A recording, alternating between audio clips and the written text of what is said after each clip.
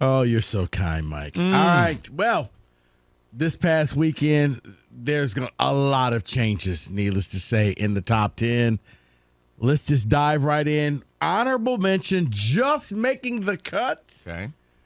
The University of Alabama. I got them at 11. Who's the last team out? The last team out, UCLA.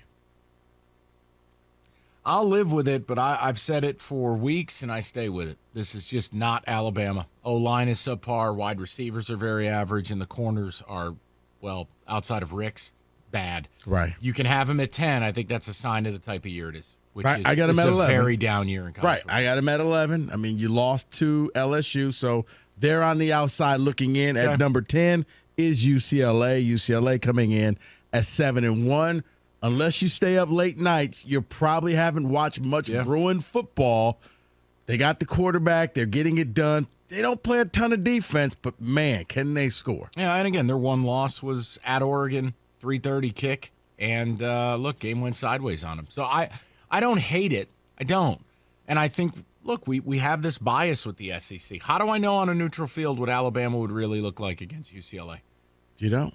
Which is why, Alabama's lost twice. They're not in the top 10. At number 9, this was difficult. Like, what do you do with them? Because it was a very lackluster performance, but I don't think you fall all the way out of the top 10. University of Clemson. I got Clemson at 9, losing to Notre Dame. All right, I got to be honest. Yeah. I'd put both Bama and UCLA over Clemson. I think Clemson lived up to being the fraud we knew they were. I don't care about the talent. Their defense is not good.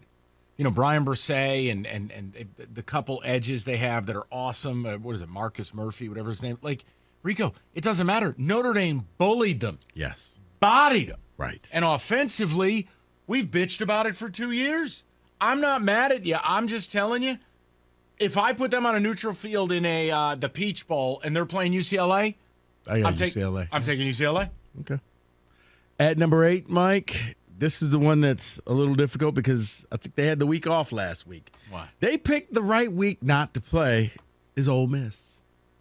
Yeah, you know I love them. The fighting Lane Kiffins. Passing game is still broken, and defensively they're terrible. I think you've got them overrated, but again, hey, it's your top 10, and I can't make some huge argument. Okay, but here's the thing. Yeah, they still kind of control their own destiny. They could end up playing in the SEC title game. Yeah, but don't they have they get Alabama this weekend. Oh boy. So we're gonna figure out. Oh no, they do they get angry, Bama? Because here's the thing about Bama, Mike. At Alabama, it's either championships or nothing. Bama minus 11 as they travel to the Grove. When do players start opting out of the season at Alabama? Because there's no chance of you winning the title. So when if you're does Bryce, Bama stop getting installed as a double-digit favorite on the road? They didn't do it. They didn't cover at Texas doing it. They didn't cover it at Tennessee doing it. They didn't cover at LSU doing it. They didn't. But I'm just wondering, like, for teams like Alabama, at what point do their star players just say, you know what, I'm just going to get ready for the NFL draft? You're Bryce Young. You can't win a title. You already have a Heisman. Tough for a quarterback to do that, though. Tough for a QB to opt out. It's tough for a QB to opt out, but if he takes a hit, it's like, wait, this is my chance. This is it. Yeah. I'm injured. Coach, don't know what it is, but it's going to be a 5-6 week recuperation. At number 7, I got the LSU. I got LSU defeating Alabama at home. Not mad at it, but here's the deal. I need to see you outside of Death Valley. I mean, it's all well and good that you played wonderful in a big home night game. You did the same thing at Ole Miss. Go on the road and do something. And it's fine. They might be the hottest team. They might rep the SEC West. One problem. They're traveling to Woo Pig Suey this weekend. And Arkansas was ass against Liberty.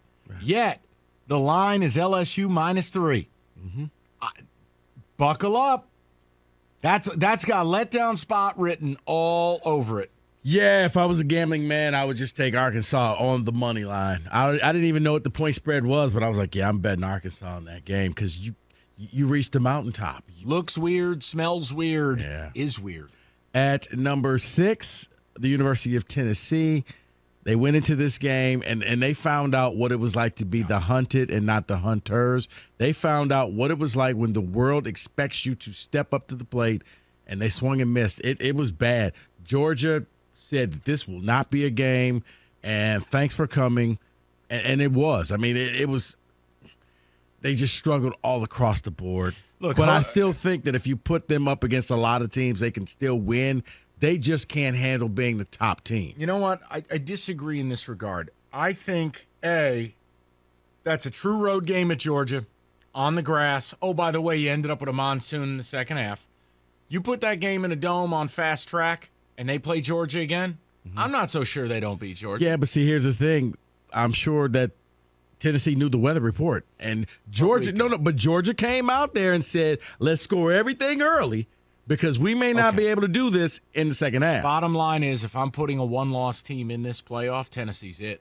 So if they go out and take care of their business, I don't want to hear about the loser of Michigan OSU having a beef. You ain't got one.